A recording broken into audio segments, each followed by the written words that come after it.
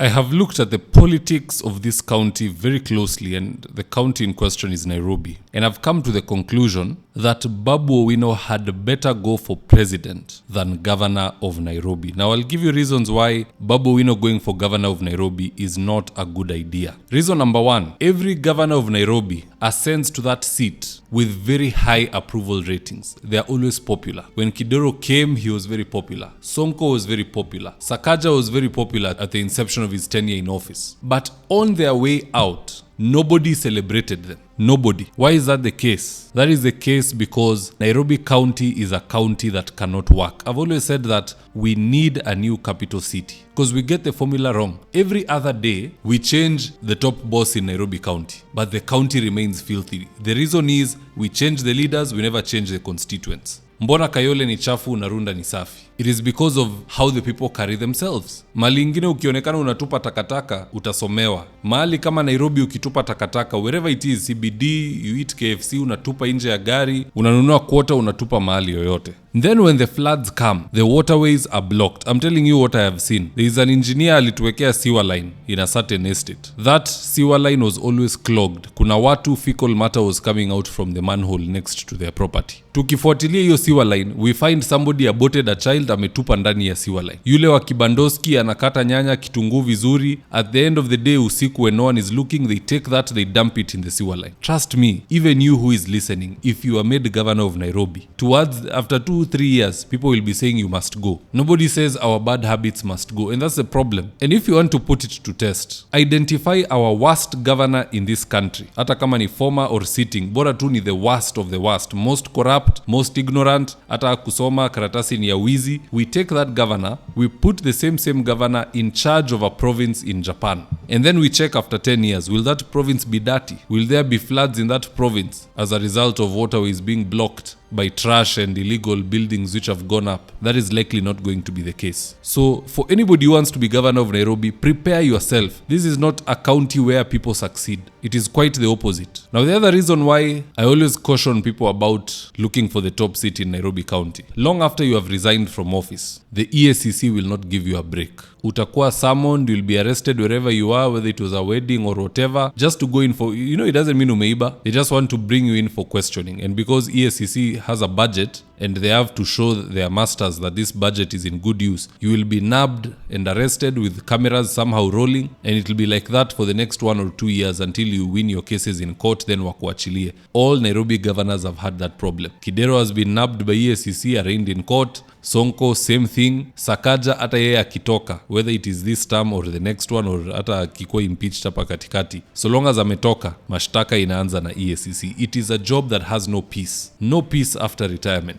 So my personal take, I've seen Babu Owino saying he wants to go for president. Let him go for president. This is a classic case of ile tunasema you shoot for the stars, in case you miss you'll land on the moon. Ama wengine usema you shoot for the moon, in case you miss you'll land on the clouds. Because if Babu Owino goes for president, let's assume he launches his party now and goes for presidency now, automatically he will have a seat at the opposition table. He will be sitting with Karua, Rigathi, Eugene Wamalwa and the others as a co-principal. And I believe that is where the next government is going to come from. So Babu will be a CS. A CS will always be better than a governor. CS haombi kura. CS kazi tu ni kuona 1 or 2 summons here and there in the National Assembly or the Senate, bus, and you go do your work in your ministry. At the same time, because he was going for president and is part of national politics, his party iko na wabunge 40, iko na senator 10 ama 15, iko na women rep, iko na MCAs. I'm telling you, the amount of money party leaders make just by being party leaders, it's no joke. It is no joke. There's a reason Raila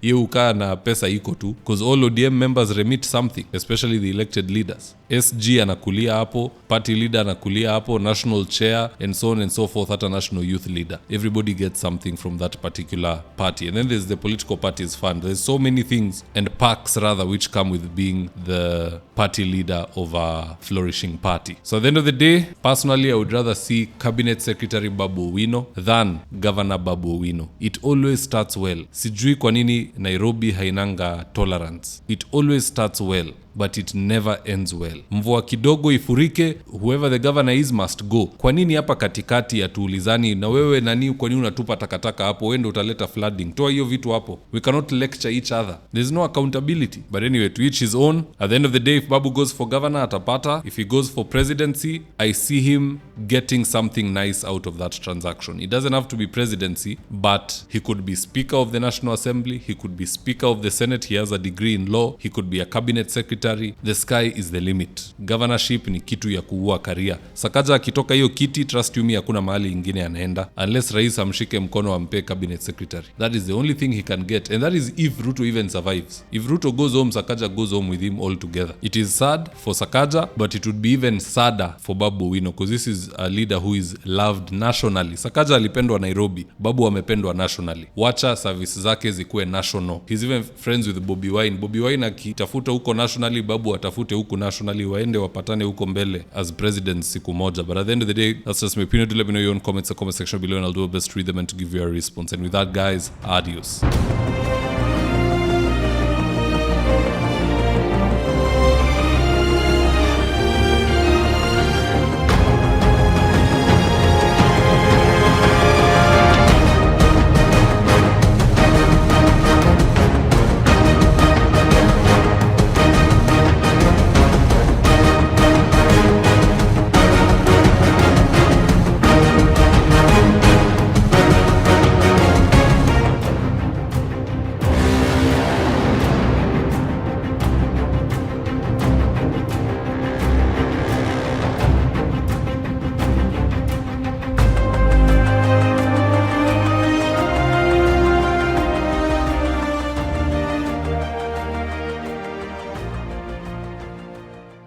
Thank you for choosing David Wafula as your primary news platform.